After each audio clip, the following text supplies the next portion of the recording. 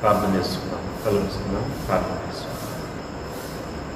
కృపా సత్య సంపూర్ణుడా, దయగల తండ్రి, మహాగణుడా, మహోన్నతుడా యేసయ్య, మీకే స్తుతులు స్తోత్రాలు వందనాలు చెల్లించుకుంటున్నా. దేవా మరి తండ్రి ప్రభువా, మీరు చేసినటువంటి గొప్ప కార్యములు, అద్భుతమైన కార్యములు, భీకరమైన కార్యములు దేవా మరి తండ్రి అన్నిటి కొరకు మీ స్తోత్రాలు చెల్లించుకుంటున్నాం. ఎర్ర సముద్రమును పాయలుగా చేసిన దేవుడవు, నీటిని ద్రాక్షరసముగా మార్చినటువంటి దేవుడవు, అనేకుల్ని స్వస్థపరిచినటువంటి దేవుడవు. దేవా మరి తండ్రి నాయన, మీ బలమును బట్టి, మీ శక్తిని బట్టి, మీ అధికారమును బట్టి మీ స్తోత్రాలు చెల్లించుకుంటున్నాం. దేవా మీతో సమానులను మేము ఎవరిని చూసి చెప్పగలం ప్రభువా. దేవా మీతో సమానంగా మేము ఎవరిని పోల్చలేమని బట్టి మీ స్తోత్రాలు చెల్లించుకుంటున్నాం. దేవా మరి తండ్రి నాయన, అయా పరిశుద్ధ స్థలంలో చేరి దేవా ఎల్లప్పుడూ పరిశుద్ధుడు పరిశుద్ధుడు పరిశుద్ధుడు అని కొనియాడబడుచున్నటువంటి గొప్ప దేవా మీ స్తోత్రాలు చెల్లించుకుంటున్నాం. దేవాది దేవుడు అయినటువంటి మీరు మరొకసారి మమ్మల్ని జ్ఞాపకం చేసుకొని మరొక నూతన దినంలోని మమ్మల్ని ప్రవేశపెట్టడానికి మీ స్తోత్రాలు. త్వరాన్ని మేము వినడానికి సహాయం చేయమని ప్రార్థన చేస్తున్నాం. వినగలిగే చెవులు గ్రహించగలిగే హృదయాలు మాకు దయచేయండి. దేవాకు చూపించమని ప్రార్థన చేస్తున్నాను. ఆయన ఈ సమయాన్ని మాకు కొరకు దీవించమని యేసుక్రీస్తు వారి అయితే పరిశుద్ధమైన నామములో ప్రార్థన చేసి అడిగి వేడుకుంటున్నాం పరలోకపు తండ్రి, ఆమేన్. యథా ప్రకారం కీర్తన గ్రంథము 91వ అధ్యాయము వచనం వెంబడి వచనం చదువుకున్నాం పిల్లరా. వచనము 91వ అధ్యాయం. మహోన్నతిని చాటున నివసించువాడే, సర్వశక్తిని నీడను విశ్రమించువాడు.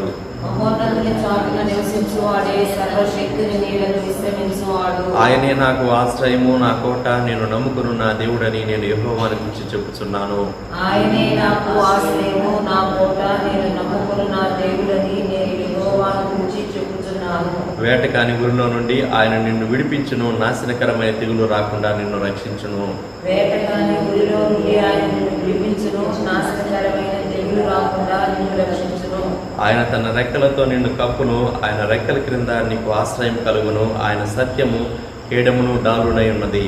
ఆయన తన రెక్కలతో నిన్ను కప్పును, ఆయన రెక్కల క్రింద నీకు ఆశ్రయం కలుగును. ఆయన సత్యము కేడమును డాలునై ఉన్నది. రాత్రి వేళ కలుగు భయమునకైనను, పగటి వేళ ఎగురు బాణమునకైనను, రాత్రి వేళ కలుగు భయమునకైనను, పగటి వేళ ఎగురు బాణమునకైనను, చీకటిలో సంచరించు తెగులునకైనను, మధ్యాహ్నమందు పాడు చేయు రోగమునకైనను నీవు భయపడుకుందువు. చీకటిలో సంచరించు తెగులునకైనను, మధ్యాహ్నమందు పాడు చేయు రోగమునకైనను నీవు భయపడుకుందువు. నీ ప్రక్కన 1000 మంది పడినను, నీ కుడి పక్కన 10,000 మంది కూలినను అపాయం నీ యొద్దకు రాదు.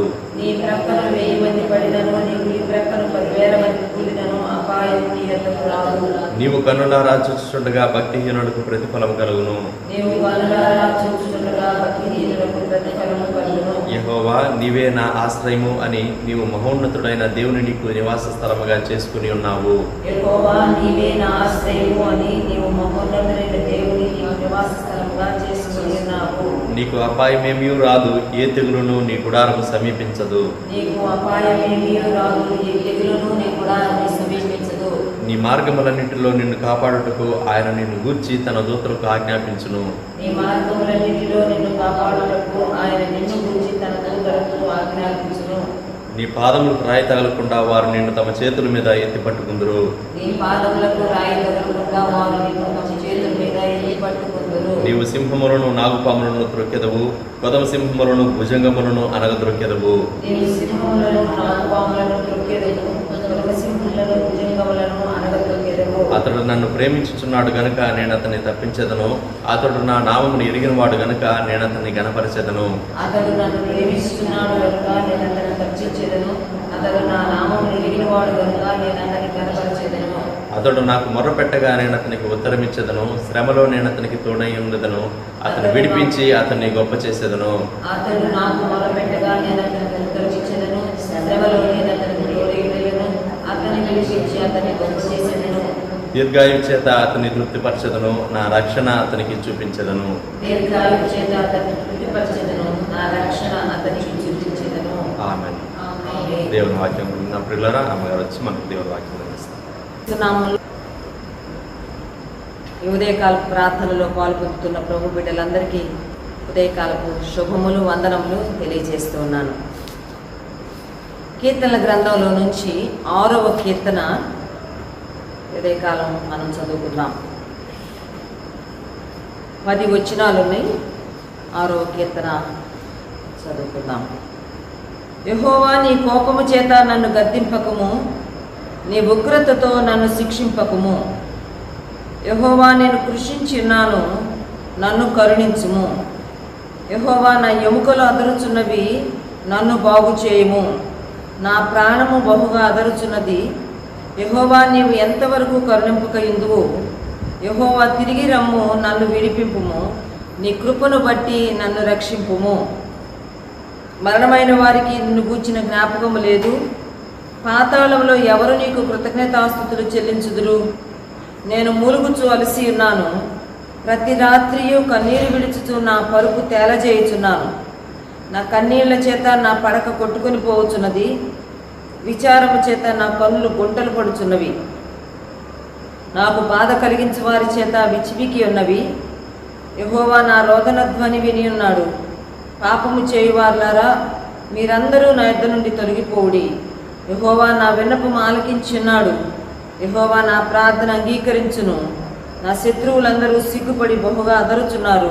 వారు ఆకస్మికముగా సిగ్గుపడి వెనుకకు మళ్ళుదురు. ప్రార్థన. పరిశుద్ధ ప్రభువా, మీకు స్తోత్రాలు నాయన. అనుగ్రహించిన ఈ నూతన దినం కొరకు స్తోత్రాలు. మీ కృప చొప్పున మీ సన్నిధిలోనికి ప్రవేశించే భాగ్యం మాకు ఇచ్చారు. మీకు స్తోత్రాలు. మనం మిమ్మల్ని స్తుతింపదు కానీ సజీవులే కదా ప్రభా, మిమ్మల్ని స్తుతించగలరు. అందుకే మమ్మల్ని మీరు ఇంకా జీవము కలిగి ఉనికి కలిగి ఇవి భూమి మీద సంచరించే స్థితిలో ఉంచారు. మీకు స్తోత్రాలు ప్రభా. ఈ ప్రాతకాల ప్రార్థనలోనికి మమ్మల్ని ప్రవేశపెట్టారు. మీకు స్తోత్రాలు. మీ లేఖనములను మా కొరకు ఆశీర్వదించి అందులో ఉన్న ఆశ్చర్యకరమైన సంగతులను మాకు చూపించండి. మేము చూడడానికి సహాయం చేయండి. మా మనోనేత్రాలను వెలిగించండి.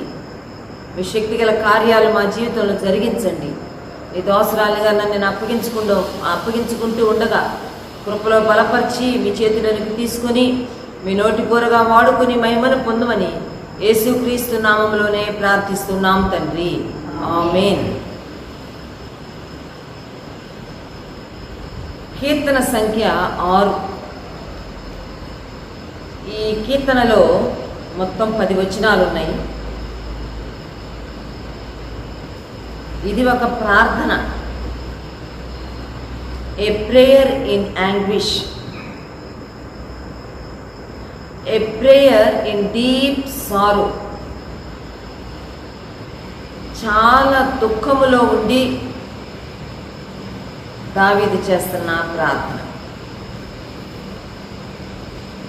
తన ప్రార్థన ఒక కీర్తనగా తాను రచిస్తూ ఉన్నాడు, రాస్తూ ఉన్నాడు.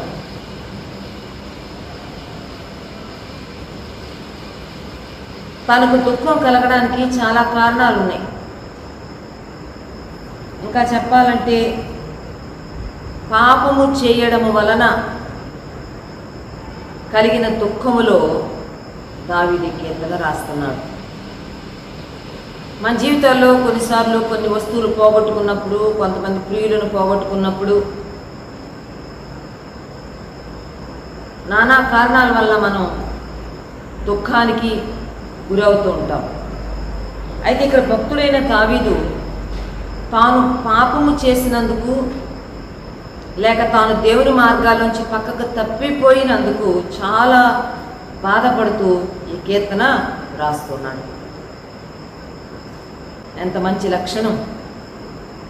చాలాసార్లు మన జీవితాల్లో ఎన్నో తప్పులు చేస్తుంటాం,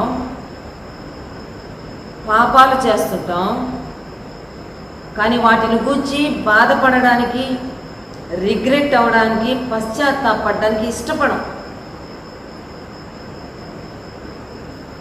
మనల్ని మనం ఒప్పించుకోవడానికి, మెప్పించుకోవడానికి ప్రయత్నం చేస్తాం. అయితే దావీదు దేవుని హృదయానుసారుడుగా, దేవుని చిత్తానుసారుడుగా పరిగణించబడ్డానికి గల ముఖ్య కారణం ఏంటంటే, ఒక సామాన్య మానవుడిగా శరీరంలో ఉన్నాడు కాబట్టి తను తప్పులు చేశాడు. అయితే ఆ తప్పులను గురించి ఒక డీప్ సారో తాను అనుభవిస్తూ వచ్చాడు, దుఃఖపడుతూ వచ్చాడు, బాధపడుతూ వచ్చాడు, పశ్చాత్తాపడుతూ వచ్చాడు.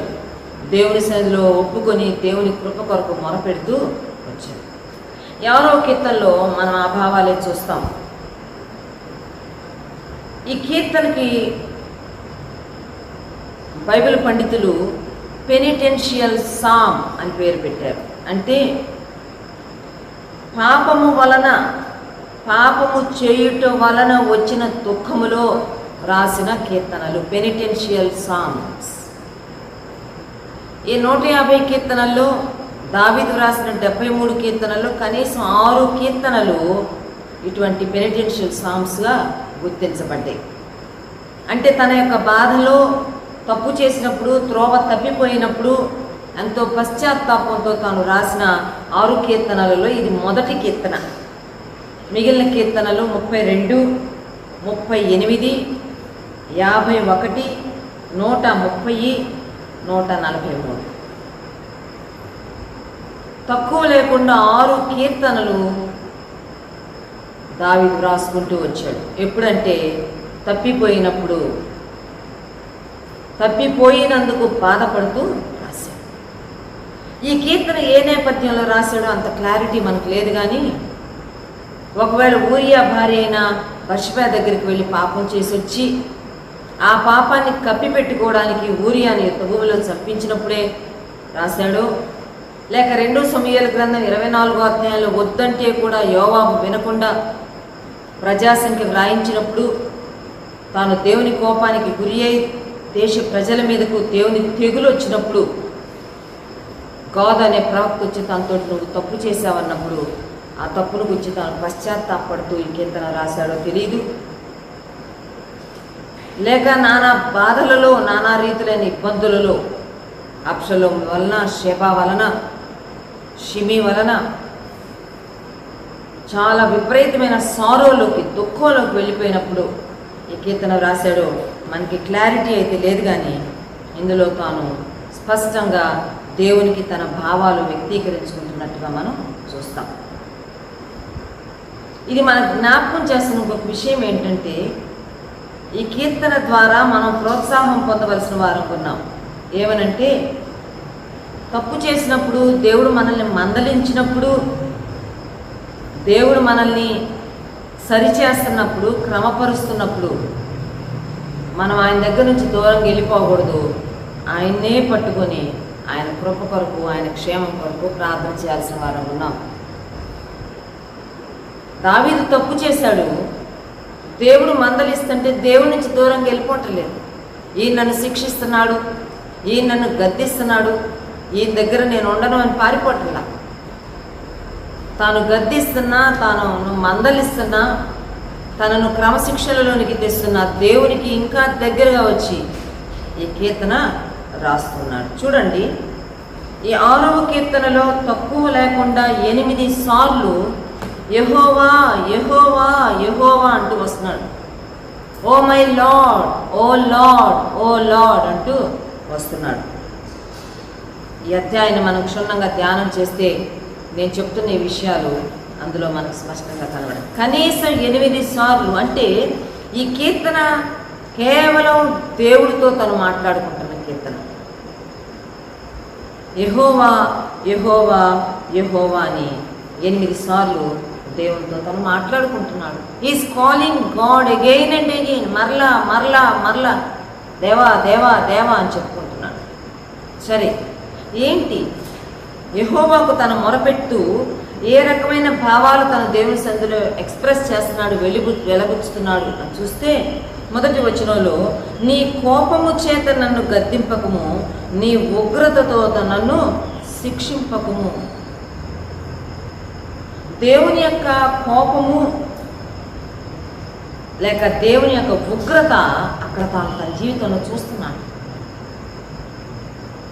నాతాను ప్రవక్త వచ్చి నువ్వు తప్పు చేశావు, నీ జీవితకాలం అంతా యుద్ధాలే ఉండబోతున్నాయి అని కొన్ని చెప్పినప్పుడు చాలా it was terrible to him. అది తాను భరించలేకపోయాడు. నాతాను దగ్గర అప్పటికప్పుడే కుప్పకూలిపోయి ప్రార్థన చేస్తాడు, ప్రభువా నా పాపం క్షమించు అని. ఈ ప్రజాసంఖ్య తీసినప్పుడు కూడా జనసంఖ్య గాదు అనే దీర్ఘదర్శి వచ్చి నువ్వు ఇలా చేసావు అన్నప్పుడు తాను కూడా అక్కడ కుప్పకూలిపోయి, అయ్యా నేను పాపం చేశాను, నేను దుర్మార్గుడిని అని తాను దేవుని సన్నిధిలో విలపిస్తున్నట్టుగా మనం చూస్తాం. కారణం ఏంటంటే తప్పు చేసినప్పుడు దేవుడు తన బిడ్డలను గద్దిస్తాడు. త్రోవ తప్పి వెళ్ళిపోతున్నప్పుడు దేవుడు తన బిడ్డలను డిసిప్లైన్ చేస్తాడు.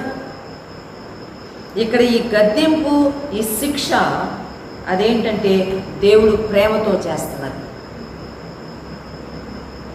ఇంకా చెప్పుకోవాలంటే దీన్ని దేవుణ్ణి గద్దించొద్దు అంటలేదు, దేవుణ్ణి శిక్షించొద్దు అంటలేదు కానీ నీ గద్దింపులో ఉన్న కోపం నేను తట్టుకోలేకపోతున్నా, నీ డిసిప్లైన్లో ఉన్న ఉగ్రత నేను తట్టుకోలేకపోతున్నాను అంటున్నాడు. దేవా నన్ను గద్దించు, కానీ కోపముతో కాదు, నన్ను శిక్షించు, డిసిప్లైన్ చేయి, కానీ నీ ఉగ్రతతో, అంటే నీ ఉగ్రత, నీ కోపం నేను తట్టుకోలేకపోతున్నాను అని దావీదు దేవునితో చెప్తున్నాడు. భక్తుడు దేవుని గద్దింపును తృణీకరించట్లా, దేవుడి శిక్షలను తృణీకరించట్లేదు, కానీ ఆ గద్దింపుతో, ఆ శిక్షణతో వచ్చే దేవుని యాంగర్ అండ్ రాత్, కోపము, ఉగ్రతను తాను ఓర్చుకోలేక ఈ కీర్తన రాస్తాడు. అంత మంచి విషయం. అవును, దేవుడు మనల్ని గద్దించినప్పుడు మనం దాన్ని తీసుకోవాలి. తాను తప్పు చేసి తప్పిపోయినప్పుడు దేవుడు తను గద్దిస్తుంటే పారిపోవటం లేదు, దేవుడి దగ్గరికే వచ్చి దేవా దేవా దేవా అని అంటూ వస్తాడు. యోబు గ్రంథము 5వ అధ్యాయం 17వ వచనంలో అక్కడ ఒక మాట మనకు కనబడుతుంది. యోబు గ్రంథము 5వ అధ్యాయం 17వ వచనం, దేవుడు గద్దించు మనుష్యుడు ధన్యుడు, కాబట్టి సర్వశక్తులకు దేవుని శిక్షను తృణీకరింపకము. ఎవరిని దేవుడు మందలిస్తాడో, ఎవరిని దేవుడు గద్దిస్తాడో వాడు ధన్యుడు. ఎవరిని దేవుడు శిక్షిస్తాడో, లేక డిసిప్లైన్ చేస్తాడు, ఇంగ్లీష్లో డిసిప్లైన్ ఉంది, ఇక్కడ శిక్ష ఉంది కానీ, అట్టి వారంట దేవుణ్ణి తృణీకరించకూడదంట. సమ్టైమ్స్ గాడ్ డిసిప్లైన్స్ అస్, మనల్ని క్రమపరచడానికి ప్రయత్నం చేస్తాడు, గద్దించడానికి ఇష్టపడతాడు. ఆయన గద్దింపును మనం తృణీకరించకూడదు సుమా. ఆయన మనల్ని శిక్షించినప్పుడు, మందలించినప్పుడు ఆయన దగ్గర నుంచి దూరంగా వెళ్ళిపోకూడదు. దేవుడు గద్దించు మనుష్యుడు ధన్యుడు. నీ జీవితంలో ఒకవేళ నీవు చేసిన ఒక తప్పిదం, ఒక పొరపాటు, ఒక రాంగ్ డెసిషన్ని బట్టి దేవుడు నిన్ను మందలిస్తున్నట్టు, దేవుడు నిన్ను గద్దిస్తున్నప్పుడు దాన్ని ఇగ్నోర్ చేయొద్దు, విన్నట్టు ఉండొద్దు. ఇంకా చాలా సునిశ్చితంగా విను. What God is speaking to you. దేవునికి ఏం చెప్పాలనుకుంటున్నాడు విను. ఆ గద్దింపును రిసీవ్ చేసుకో. ఎందుకంటే దేవుడు గద్దించు మనుషుడు ధన్యుడు. ఈ మాట హెబ్రీ పత్రిక 12వ అధ్యాయంలో హెబ్రీ గ్రంథకర్త కూడా ఈ మాట కోట్ చేస్తున్నాడు. హెబ్రీ పత్రిక 12వ అధ్యాయం 5-6 వచనాలు. నా కుమారుడా, ప్రభువు చేయు శిక్షను తృణీకరించకము, ఆయన నిన్ను గద్దించినప్పుడు విసుకకుము. ప్రభువు తాను ప్రేమించు వానిని శిక్షించి తాను స్వీకరించు ప్రతి కుమారుని దండించును అని కుమారులతో సంభాషించినట్లు మీతో సంభాషించు ఆయన హెచ్చరికను మరచితిరి. తండ్రి తన కుమారులతో సంభాషించినట్లు ప్రభువు తాను ప్రేమించు వారిని మాత్రమే దండించి తాను ఎవరిని తన కుమారులుగా స్వీకరిస్తాడో వారినే మందలిస్తాడంట. తెలుసా? కొంతమంది ఏమి చేస్తున్నా వాళ్ళకి ఏమీ అవ్వదు, మనకే అర్థం కాదు. ఏం దేవుడికి కనబట్టలేదా? ఇంత దుర్మార్గంగా, ఇంత దౌర్జన్యంగా, ఎంత అక్రమంగా, ఇంత న్యాయంగా ప్రవర్తిస్తుంటే ఎందుకు దేవుడు మౌనంగా ఉన్నాడు? వై గాడ్ ఈజ్ సైలెంట్ అని అనుకుంటా ఉంటాం చాలాసార్లు మనం. దేవుడు ఎవరిని తన బిడ్డలుగా, తన కుమారులుగా అంగీకరిస్తాడో వాళ్ళ విషయంలోనే మందలింపు, వారి విషయంలోనే క్రమశిక్షణ, మిగిలిన వారి విషయంలో ఆయన వారిని వదిలివేస్తాడు. తండ్రి తన కుమారుని శిక్షించినట్లు, మందలించినట్టు, ప్రభు నిన్ను శిక్షించేటప్పుడు, ప్రభు నిన్ను మందలించేటప్పుడు విసుక్కోవద్దు, తృణీకరించవద్దు. Don't reject his discipline. విసిగిపోవద్దు. ఇంత చిన్నది చేస్తే కూడా దేవుడు నాకు ఇంత పెద్ద శిక్ష పెట్టాలా? ఒక్కసారి ఒక్క మాట తప్పిపోతే కూడా, జారిపోతే కూడా దేవుడు నాతో ఇంత కఠినంగా నా చేత ఒప్పింప చేయాలా అని మనం విసుక్కోవాల్సిన అవసరం లేదు. ఎందుకో తెలుసా? ఎవరిని దేవుడు తన కుమారులుగా, తన సంతానంగా, తన బిడ్డలుగా అంగీకరించాడు వారిని ఆయన గద్దిస్తాడు, వారిని ఆయన మందలిస్తాడు. అందుకే ఈ కీర్తనలో దేవుని గద్దింపును, దేవుని శిక్షను తృణీకరించట్లేదు, కానీ దాని యొక్క తీవ్రతను తగ్గించమని అడుగుతున్నాడు. అయ్యా, కోపముతో కూడిన నీ గద్దింపును, ఉగ్రతతో కూడిన నీ శిక్షను నేను తట్టుకోలేకపోతున్నాను, కానీ నీ గద్దింపు నాకు కావాలి, నీ క్రమశిక్షణ కూడా నాకు కావాలని తాను ఇక్కడ చెప్తున్నాడు. ఇక్కడ ఈ తర్వాత వచనాల్లో అంటాడు, 2వ వచనం నుంచి లేక 1వ వచనం నుంచి ఒక 6 మాటలు నేను గబగబా గుర్తు చేస్తాను. లేక 2వ వచనం నుంచి, నేను కృషించి ఉన్నాను, నన్ను కరుణించుము. తర్వాత మాట, నన్ను బాగు చేయుము. తర్వాత 4వ వచనంలో, నన్ను విడిపించుము, అలాగే నన్ను రక్షించు. Have mercy on me. నన్ను కరుణించు, నన్ను బాగు చేయి, నన్ను విడిపించు, నన్ను రక్షించని తిరిగి దేవునికి తాను మొరపెట్టుకుంటూ ఉన్నాడు. కారణం ఏంటంటే, తన మీదకి వచ్చిన ఈ డిసిప్లిన్, ఈ గద్దింపులో ఈ బికేమ్ సిక్, అనారోగ్యం, జబ్బు పడిపోయాడు, బాధపడిపోయాడు, దిగులు పడిపోయాడు. 2వది విపరీతమైన సారోలోకి వెళ్ళిపోయాడు. తర్వాత వచనాల్లో అంటాడు, 6, 7 వచనాల్లో, నేను మూలుగుచు అలసి ఉన్నాను, ప్రతి రాత్రియు కన్నీరు విడిచుచు నా పరుపు తేలచేయుచున్నాను, నా కన్నీళ్ళ చేత నా పరుపు పడక కొట్టుకొని పోవచ్చున్నది, విచారము చేత నా కన్నులు గుంటలు పడుచున్నవి. చాలా విచారం, చాలా దుఃఖం, నిద్ర లేదు, నిద్ర పట్టట్లేదు, పరుపు తేలిపోతుందంట, కన్నీళ్ళలో కొట్టుకుపోయే అంత ఏడుపంట, డీప్ సారు. 2వది చాలా దిగాలు పడిపోయాడు, సిక్ అయిపోయాడు. అందుకే అంటున్నాడు 2వ వచనంలో, నా ఎముకలు అదరుచున్నవి, లేక నేను కృషించి ఉన్నాను, పై మాట, నన్ను బాగు చేయు. బాగా చిక్కిపోయా, కృషించిపోయాను, క్షీణించిపోతున్నా, ఎముకలు అదరుచున్నవి, నా ప్రాణము బాగుగా అదరుచున్నది, నన్ను బాగు చేయము. కిందకి వెళ్ళాక 7వ వచనంలో అంటాడు, విచారము చేత నా కన్నులు గుంటలు పడుచున్నవి, నాకు బాధ కలిగించు వారి చేత అవి చివికి ఉన్నవి. చాలా విచారం, ఆ విచారం వల్ల తాను కృషించిపోయాను అంటున్నాడు. దిగులు అనేది, విచారం అనేది ఒక మనిషిని నిజంగానే కృషించిపోయేటట్టు, క్షీణించిపోయేటట్టు చేస్తుంది. అనారోగ్యం కూడా అంతే. సడన్గా ఎవరివన్నా లాస్ ఆఫ్ వెయిట్ వస్తుంది అంటే, వెయిట్ తగ్గిపోతున్నాము అంటే, చిక్కిపోతున్నాము అంటే, మనకు పైకి ఏమి కనబడకపోయినా ఖచ్చితంగా లోపల 2 కారణాలు ఉంటాయి. ఒకటి భయంకరమైన విచారము, లేక మనకు కనబడని, మనకు తెలియని ఒక అనారోగ్యం లోపల చోటు చేసుకుంది. ఈ రెండిట్లో ఏదో ఒక రీజన్ ఉంటుంది. చిక్కిపోతున్నామంటే, కృషించిపోతున్నామంటే.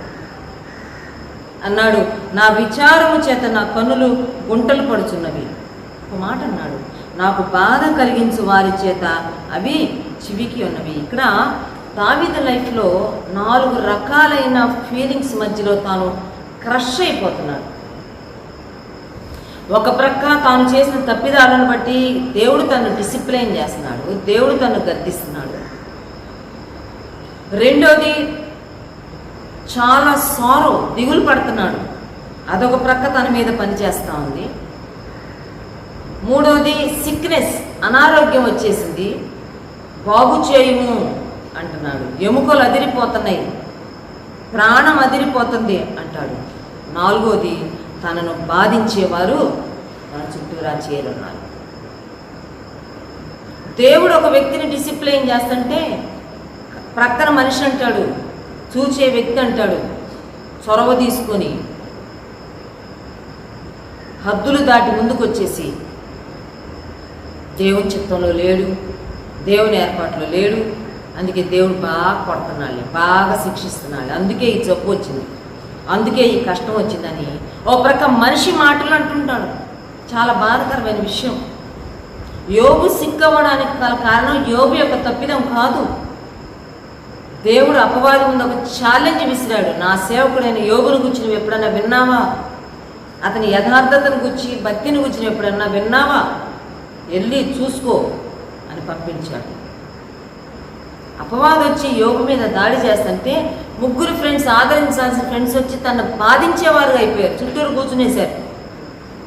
నువ్వు ఇలా చేసి ఉంటావు, అలా చేసి ఉంటావు, మాకు పైకి కనబడలేదు కానీ, ఎవరికి తెలవలేదు కానీ, విధవరాళ్ళ ఆస్తిని దోచుకొని ఉంటావు, తల్లిదండ్రులు లేని బిడ్డల్ని బాధ పెట్టి ఉంటావు, వాళ్ళ పొలాలు వీళ్ళ ఆస్తులు వేసేసుకొని ఉంటావు, అందుకే నీకు నీ బాధలు వచ్చినాయి, అందుకే నీకు ఈ గతి పట్టిందని యోబును బాధించేవారు ఎక్కువైపోయారు. నోటి మాటల వల్ల కలుగు నొప్పి చేత యోబుని చాలా బాధ పెట్టేశారు. ఇక్కడ దేవుడు ఒక పక్క దావీదును డిసిప్లైన్ చేస్తుంటే, దేవుడు దావీదును గద్దిస్తుంటే, మళ్ళీ చుట్టుపక్కల వాళ్ళు అంటున్నారు అంతే అవ్వాలి, చచ్చిపోతాడు, ఇంక లేవడు, ఆ పడకన మీద నుంచి ఇంక లేవడు, దేవుని తీర్పు వచ్చేసింది, దేవుని ఉగ్రత వచ్చేసింది అని తను బాధించేవాళ్ళు ఎక్కువైపోయారు. చాలాసార్లు మన జీవితంలో కూడా ఈ సిచ్యుయేషన్స్ కొన్ని వెళ్తుంటాం. ఒకవేళ 4 ఒకేసారి రాకపోయినా 3 ఒకేసారి కమ్ముకున్న పరిస్థితులు, 2 ఒకేసారి కమ్ముకున్న పరిస్థితులు ఎంతో దేవుని సందులో బాధపడేవారు అనుకుంటాం. ఆ పరిస్థితుల్లో దావీదు ఏమి చేశాడో మనం అది చేయాలి. దావీదు తనకు ఆదరణ కలుగు చేసే దేవుడిని పట్టుకున్నాడు. దేవుడి దగ్గరికి వచ్చాడు. యెహోవా యెహోవా యెహోవా తక్కువ లేకుండా 6 సార్లు అన్నాడు, నన్ను కరుణించుము, నన్ను బాగు చేయము, నన్ను విడిపించుము, నన్ను రక్షించుము, నువ్వే నాకేమైనా చెయ్యాలి. చుట్టుపక్కల వాళ్ళందరూ నాకేమైనా జరగాలని చూస్తున్నారు. వాళ్ళు సమయం దొరికితే అదను దొరికితే, అవకాశం దొరికితే కీడు చేయాలని చూస్తున్నారు. కానీ there is none to have mercy on me. నన్ను కరుణించాలని, నా మీద జాలిపడాలని, నాకు ప్రేమ ఇవ్వాలని ఎవరికి లేదు. నువ్వు నన్ను కరుణించు, నన్ను బాగు చేయము, నన్ను విడిపించుము, నన్ను రక్షించుము అని ప్రార్థన చేస్తున్నాను. ఇట్ టుక్ సమ్ టైం, కొంత టైం పట్టింది. దేవుడు దావీదును తిరిగి రెస్టోర్ చేయడానికి కొంత టైం పట్టింది. అది తనకు చాలా ఎక్కువ టైం లాగా కనపడుతుంది. అందుకే అంటున్నాడు 3వ వచనంలో, యెహోవా నీవు ఎంతవరకు కరుణింపక ఎందుకు, యెహోవా తిరిగి రమ్ము నన్ను. హౌ లాంగ్ నాకు ఎట్లుందంటే, ఒక్కొక్క రోజు గడవాలంటే చాలా ఎక్కువగా ఉంది. చాలా రోజులు నన్ను వదిలిపెట్టేసినట్టుంది. ఎంత కాలము నన్ను కరుణింపక ముందువు, యెహోవా తిరిగి రమ్ము. ఇక్కడ దావీదు తన కష్టాలన్నిటి మధ్యలో తన యొక్క దృష్టి అంతా దేని మీద ఉందంటే రెస్టోరేషన్ మీద ఉన్నది. తనను గద్దిస్తూ, తనను శిక్షిస్తూ దూరంగా వెళ్ళిపోయిన ఆ దేవుని సన్నిధి కోసం he was longing. Lord come back, మళ్ళా రా నా దగ్గరికి వచ్చి, నువ్వు నాకు దూరంగా వెళ్ళిపోయావు, నేను నీకు దూరంగా వెళ్ళిపోయాను, ఈ ఎడబాటును నేను తట్టుకోలేను, ఎంతవరకు ఎంత కాలము నువ్వు నాకు దూరంగా ఉంటావు. లార్డ్ కమ్ బ్యాక్, తిరిగిరా, నాకు నువ్వు కావాలి, నువ్వు లేకుండా నేను బ్రతకలేను అని దావీదు అంటాడు. మనం కూడా దేవుని ఇది అడగాలి. ప్రభువా నిన్ను వదిలిపెట్టి కొంచెం దూరం కూడా నేను వెళ్ళలేను, నిన్ను వదిలిపెట్టి నేను దూరం అయిపోలేను, నీకు నువ్వు రా నా దగ్గరికి, ఇదిగో నేను నీ దగ్గరికి వస్తాను. యాకోబు పత్రికలో ఒక మంచి మాట చూడండి, 4వ అధ్యాయం. యాకోబు పత్రిక 4వ అధ్యాయంలో 8వ వచనం, దేవుని యొద్దకు రండి, అప్పుడు ఆయన మీ యొద్దకు వచ్చును. పాపులారా మీ చేతులను శుభ్రము చేసుకొనుడి, ద్విమనస్కులారా మీ హృదయములను పరిశుద్ధపరచుకొనుడి. Come unto Lord and he will come unto you.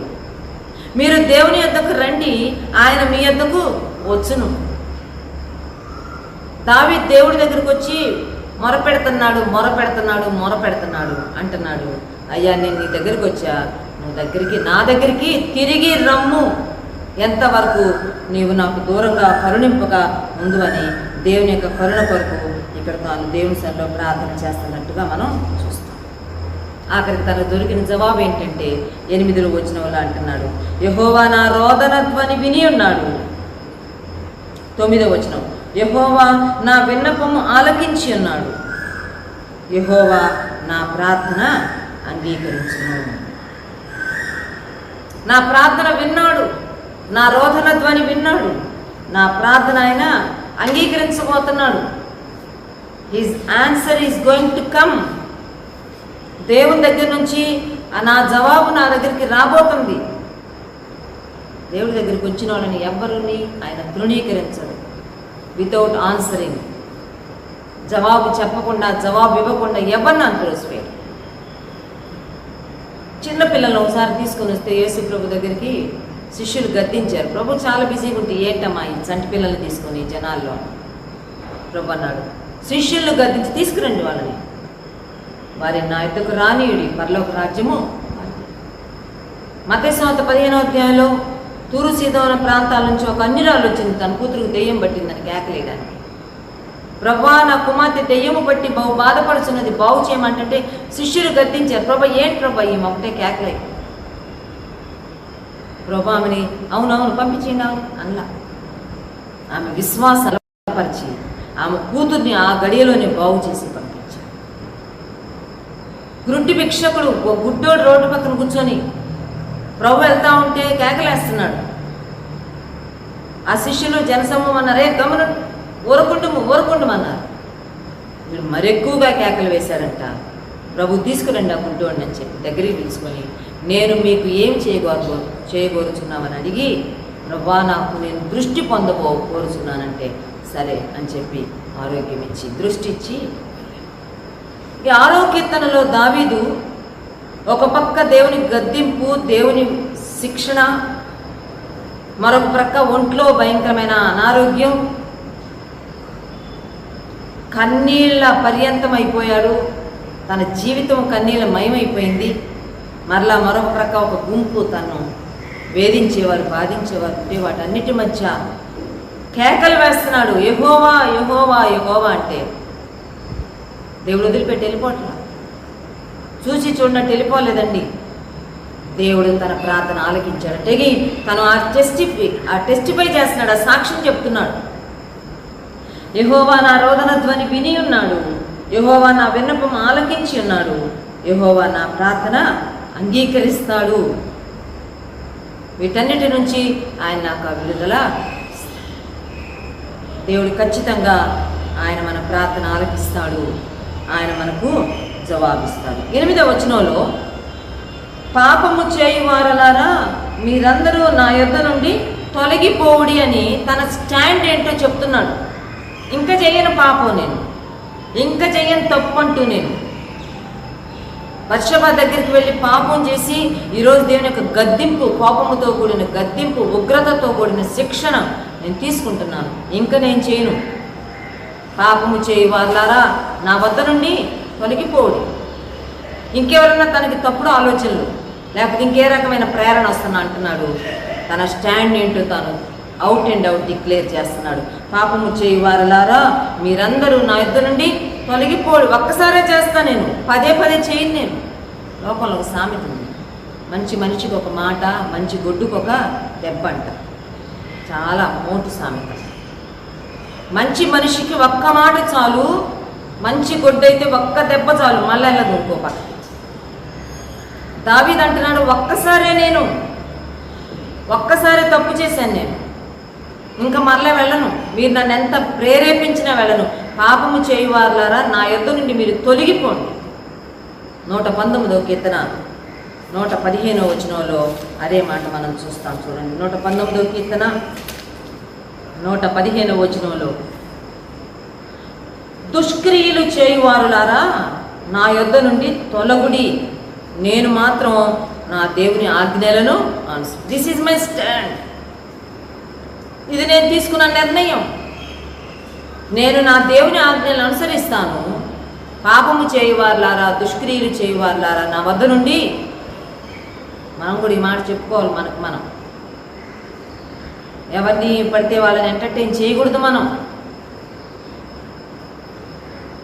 వారు దేవుని చిత్తంలో, దేవుని మార్గాల్లో లేనప్పుడు అక్కడికి కట్ చేసేయాలి. పాపం చేయవారులారా వెళ్ళండి, దుష్క్రియలు చేయవారులారా వెళ్ళండి. మీకు నాకు పొత్తు కుదరదు, మీకు నాకు స్నేహం కుదరదు. నేను ఇంకా పాపం చేయను, నేను దేవుని కొరకు నిలబడతానని మనం మన స్టాండ్ ఏంటో చెప్పాల్సిన వారంగా ఉన్నాం. ఎప్పుడైతే దావీదు తన స్టాండ్ డిక్లేర్ చేశాడో తాను ఏ మాట మీద నిలబడాలనుకుంటున్నాడో అది చెప్పాడో వెంటనే అంట 10వ వచనంలో రాయబడింది, నా శత్రువులందరూ సిగ్గుపడి బహుగా అదరుచున్నారు, వారు ఆకస్మికముగా సిగ్గుపడి వెనుకకు మళ్ళీ.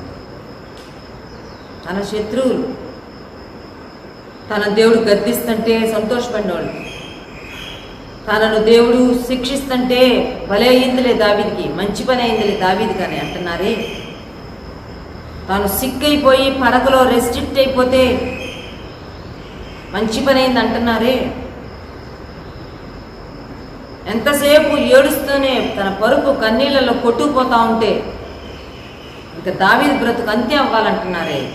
వాళ్ళందరంట ఆల్ ఆఫ్ మై ఎనిమీస్. ఎంత బాగుంది కదా, ఆల్ ఆఫ్ మై ఎనిమీస్, నా శత్రువులందరూ సిగ్గుపడి బహుగా అదరుచూ ఉన్నారు, వారు ఆకస్మికముగా సిగ్గుపడి వెనుకకు మళ్ళుదురు. ఇప్పుడు అదిరిపోయే భాగం వాళ్ళదయ్యింది, అదురు బెదురంతా వాళ్ళకి వెళ్ళిపోయింది. దావీదు చాలా ప్లెజెంట్గా నిబ్బరంగా తానున్నట్టుగా మనం చూస్తాం. దేవుని ప్రజల యొక్క శత్రువుల మీద కంట శిక్ష ఎలా వస్తుందంట, it will be very surprising, చాలా ఆశ్చర్యంగా, టూ సడన్. వారు ఆకస్మికముగా సిగ్గుపడి వెనుకకు మలుదురు. ఒకసారి భక్తుడైన దావీదుకి అనుకుంటా, దుష్టులు పాపులు బాగుపడుతున్నారు, వాళ్ళు ఏం చేసినా అన్నీ కలిసి వస్తున్నాయి. అవన్నీ చూసి దావీదుకి అర్థం కాదు, ఏంటి ప్రభా నేను ఇంత నీతిగా ఉంటే నాకేమో అన్ని కష్టాలు, వాళ్ళు ఇంత భయంకరంగా ఉన్న వాళ్ళు ఫ్లరిష్ అవుతున్నారు, పచ్చగడ్డి వలె వారు చక్కగా వీళ్ళు వికసిస్తున్నారు, ఏంటి పరిస్థితి అంటే ఒకసారి నేను దీని సంగతి ఏదో తేల్చుకుంటానని దేవుని సన్నిధిలో పోయి కూర్చున్నాడు. నాకు అర్థం కావట్లా, వాట్ ఈస్ దిస్ అని అడిగితే దేవుడు అన్నాడంట, చూపించాడు, నిశ్చయముగా వారు కాలు జారు చోటనే ఉన్నారు. చాలా ఇట్స్ టూ నియర్, చాలా దగ్గరలో ఉంది వాళ్ళకి. వారు సిగ్గుపడి ఆకస్మికంగా వెనుకకు, శత్రువుకు జరగబోతుంది అదే. మనందరికీ ఒకడే ఒక కామన్ ఎనిమి ఉన్నాడు, వాడికి జరగబోతుంది ఇదే, వాడికే జరగాలి తెలుసా. దేవుని సంఘాలను బాధిస్తున్న, దేవుని బిడ్డలను వేధిస్తున్న, దేవుని సేవకులకు ఇబ్బందులు కలుగు చేస్తున్న శత్రువైన సాతాను సిగ్గుపడి వెనక్కి మళ్ళాల్సిందే. ఆకస్మికంగా వాడి మీదకి తీర్పు రాబోతుంది. You are in the end days, అంత్య దినాల్లోకి మనం వచ్చేసాం సుమా. సూచనలు కనబడుతున్నాయి, గుర్తులు కనబడుతున్నాయి. ఈ దినాల్లో మనం దావీదులాగా దేవునికి దగ్గరగా వెళ్ళిపోదాం. పాపము చేయు వారితో, బాధించే వారితో, దేవుని తరపున లేని వారితో మనకు అవసరం లేదు. ఇంకా దేవునికి దగ్గరగా వెళ్ళిపోదాం. దేవ డిసిప్లైన్ చేయి, నన్ను గద్దించు, శిక్షించు, ఏమేమి నేను సరి చేసుకోవాలో సరి చేసుకోవడానికి సహాయం చేయమని అడగాలి. 140 కీర్తనలో భక్తుడు అంటున్నాడు చూడండి, 141:5 ఇది కూడా దావీదే రాశాడు. 5వ వచనం, నీతిమంతులు నన్ను కొట్టుట నాకు ఉపకారము, వారు నన్ను గద్దించుట నాకు తైలాభిషేకము, నేను అట్టి అభిషేకమును త్రోసివేయకుందును గాక. వారి దుష్టక్రియలను చూచి నేను తప్పక ప్రార్థన చేయొచ్చు. నీతిమంతులు నన్ను కొడితే, దేవుని బిడ్డలు, దేవుని సేవకులు వాళ్ళ ఒకవేళ నన్ను కొట్టినట్టుగా, అంత ఘాటుగా, అంత కఠినంగా వారు నన్ను డిసిప్లైన్ చేస్తే, వారు నన్ను గద్దించుట నాకు తైలాభిషేకముగా ఎంచుకుంటాను. ఎందుకంటే ఈ రోజుల్లో గద్దించేవాళ్ళు లేరు, బుద్ధి చెప్పేవాళ్ళు లేరు. ప్రేమించువాడు గాయం చేస్తాడంట, పగవాడు లెక్కలేనన్ని ముద్దులు. ఎదుటోళ్ళు బాగుపడటం ఇష్టంలా, ఎదుటోళ్ళు ఒక మంచి మార్గంలో వెళ్ళి దీవెన పొందడం ఇష్టంలా. అందుకని ఈ రోజుల్లో అందరం ఒకళ్ళను పొంగించుకునే వాళ్ళమే, మంచి బాగుంది అనే వాళ్ళమే. కానీ నువ్వు ఇది సరి చేసుకుంటే మంచిది, ఈ విషయంలో క్రమ పడితే మంచి దేవుడిని ఇంకా బ్లెస్ చేస్తారని చెప్పేవాళ్ళు లేరు. ఈరోజు ఉబ్బిచ్చేవాళ్ళు ఎక్కువైపోయారు. భక్తుడు దావీదు అంటున్నాడు, వారు నన్ను గద్దించుట, నీతిమంతుడు నన్ను కొట్టుట, నీతిమంతుడు నన్ను గద్దించుట నాకు తైలాభిషేకము, నేను అట్టి అభిషేకమును త్రోసివేయకుందును గాక. నేను అది తీసుకుంటాను హృదయపూర్వకంగా. When somebody disciplines me, when somebody corrects me, ఎవరైనా నన్ను కరెక్ట్ చేస్తే, ఎవరైనా నన్ను డిసిప్లైన్ చేస్తే నేను అది తీసుకుంటా. అప్సెట్ అవ్వను, డిస్టర్బ్ అయిపోను, దూరంగా వెళ్ళిపోను. ఎంత బాగుంది కదా రాజు అయిన దావీదు యొక్క అనుభవం. అందుకే దావీదు గురించి రాయబడింది, నా హృదయానుసారుడైన. ఉదయకాల సమయంలో మనం ప్రార్థన చేసుకున్నాం. ప్రభా, నీవు నన్ను గద్దించినప్పుడు, నీవు నన్ను శిక్షించినప్పుడు నేను నీ కుమారత్వంలో ఉన్నాను, నన్ను నీ బిడ్డగా ఉంచుకున్నావు అనేది నాకు పదే పదే నువ్వు తెలియజేస్తున్నావని అర్థం చేసుకొని నీ గద్దింపును, నీ శిక్షను నేను నిర్లక్ష్య పెట్టకుండా, తృణీకరించకుండా నన్ను నేను సరి చేసుకోవడానికి సహాయం చేయి అని ప్రార్థన చేసుకున్నాను. మన సొంత పిల్లల్ని డిసిప్లైన్ చేస్తాం, మరి పక్కింటి వాళ్ళ పిల్లల్ని డిసిప్లైన్ చేయము. ఇద్దరూ ఒకే తప్పు చేస్తున్నారు, కానీ మన పిల్లల్ని దగ్గరికి పిలుచుకుని మందలిస్తాం. మన పిల్లల్ని మనం మందలించాం, ఎందుకంటే మందలిస్తాం వేరుగా ఉంటాం. దేవుడు కూడా అంతే. మనం ఆయన బిడ్డలం అయినప్పుడు, ఆయన మనల్ని తన బిడ్డలుగా చేసుకున్నప్పుడు, తీసుకున్నప్పుడు, అంగీకరించినప్పుడు God will discipline us and correct us. దేవుని గద్దింపును, దేవుని ఇచ్చే శిక్షణను, డిసిప్లైన్ తీసుకొని సరి చేసుకొని, ఒప్పుకొని, విడిచిపెట్టాల్సిన విడిచిపెట్టి, అయ్యా మెట్టుకు నాకు నువ్వే కావాలి, నీ ఎడబాటును మాత్రం నేను భరించలేను, ఎంతవరకు నన్ను కనిపింపక ఉందివో తిరిగి రమ్ము, నేను నీతో సమాధానపడతా, నీవు నేను కలిసి ఉండాలి ప్రభా అని చెప్పి ప్రభువుకు మళ్ళీ మనం అప్పగించుకుందాం. పాపము నుంచి, పాపము చేసేవారి నుంచి దూరంగా వెళ్ళిపోదాం. ప్రభు మన ఆత్మధ్వని వింటాడు, ప్రభు మన విన్నపము వింటాడు, రోదన ధ్వని వింటాడు. మన శత్రువులు సిగ్గుపడి అదిరేటట్టు, సిగ్గుపడి ఆకస్మికంగా వెళ్ళిపోయేటట్టు దేవుడు చేస్తాడు. కనుక ఆ సత్యదేవుని, ఆ నిత్యదేవుణ్ణి, ఆ శక్తిమంతుడైన దేవుని మనం ఆశ్రయిద్దాం. దేవుడు మనకు సహాయం చేయనుగాక. ఆమేన్. దయగల తండ్రి, మహాపరిశుద్ధుడా, మీ స్తోత్రాలు వందనాలు చెల్లించుకుంటున్నాను. నాయన దేవా, మీరు ప్రేమించే వారిని మీరు గద్దించే దేవుడని మీరు సెలవిచ్చారు. మీ స్తోత్రాలు చెల్లించుకుంటున్నాం దేవా. అవును ప్రభా, మేము మీ మార్గం నుంచి తొలగిపోయినప్పుడు మమ్మల్ని విడిచిపెట్టేసే దేవుడు కాదని దేవా, మరి తండ్రి నాయన మీరు ప్రేమతో మమ్మల్ని గద్దించి దేవా మీ వైపు తిప్పుకునేటువంటి దేవుడని దేవా మీరు సెలవిచ్చారు. మీ స్తోత్రాలు చెల్లించుకుంటున్నాం నాయన. అవును ప్రభా, దావీదు వెళ్ళినటువంటి ఆ యొక్క అనుభవం ఎంతో కష్టతరమైనటువంటి అనుభవం దేవా. మరి తండ్రి ఆ యొక్క అనుభవంలో సైతం దేవా మీ వైపే చూస్తూ వచ్చాడు. యెహోవా నన్ను బాగు చేయము, యెహోవా నన్ను కరుణింపుము, యెహోవా నన్ను రక్షింపుము, నన్ను విడిపించుము అని మీ వైపు చూస్తున్నాడు దేవా. మరి తండ్రి నాయన అయ్యా, అట్టి మనసు మాకు కూడా దయచేయమని ప్రార్థన చేస్తున్నాం నాయన దేవా. మనుషులు విడిచిపెట్టిన, మనుషులు హేళన చేసిన, మనుషులు తృణీకరించిన దేవా ప్రభా మరి తండ్రి, మరి ఎక్కువగా మీ మీద మేము ఆనుకునేటువంటి మంచి మనస్సు దేవా మాకు కూడా మీరే దయచేయమని ప్రార్థన చేస్తున్నాం దేవా. అవును ప్రభా, రాత్రి వేళ నా యొక్క పరుపు నా కన్నీళ్ళ చేత కొట్టుకొని పోతుందని భక్తులు సెలవిస్తూ ఉన్నాడు. ఎంతో కన్నీరు కార్చేటువంటి అనుభవం దేవా. ఆ సమయంలో సైతం మీ వైపు చూశాడు దేవా. మీ స్తోత్రాలు చెల్లించుకుంటున్నాను ఆయన. అట్టి మనసు మాకు కూడా మీరు దయచేయమని ప్రార్థన చేస్తున్నాం దేవా. సహాయం చేయండి నాయన. మీరే మీ యొక్క కృప చొప్పున మమ్మల్ని అందరూ కూడా మీరు జ్ఞాపకం చేసుకొని దేవా, ప్రతి సమయంలో, ప్రతి విషయంలో దేవా మీ వైపు మేము చూడడానికి సహాయం చేయండి. హృదయపూర్వకంగా దేవా మీ భక్తులకి దేవా మీరు నాయన కష్టాన్ని దేవా ఒక నష్టాన్ని మీరు కలుగజేసే దేవుడు కాదని మీరు సెలవిచ్చారు. అవును ప్రభా, యోబు మరి తండ్రి నాయన ఏ యొక్క తప్పిదం చేయపోయినప్పటికీ దేవా తను పరీక్షించడానికి మీరు యొక్క శ్రమను అనుమతించారని మీరు సెలవిచ్చారు. మీ స్తోత్రాలు జ్ఞాపకం చేసుకోండి ప్రభా. మమ్మల్ని కూడా మీ ఆత్మతో నింపండి.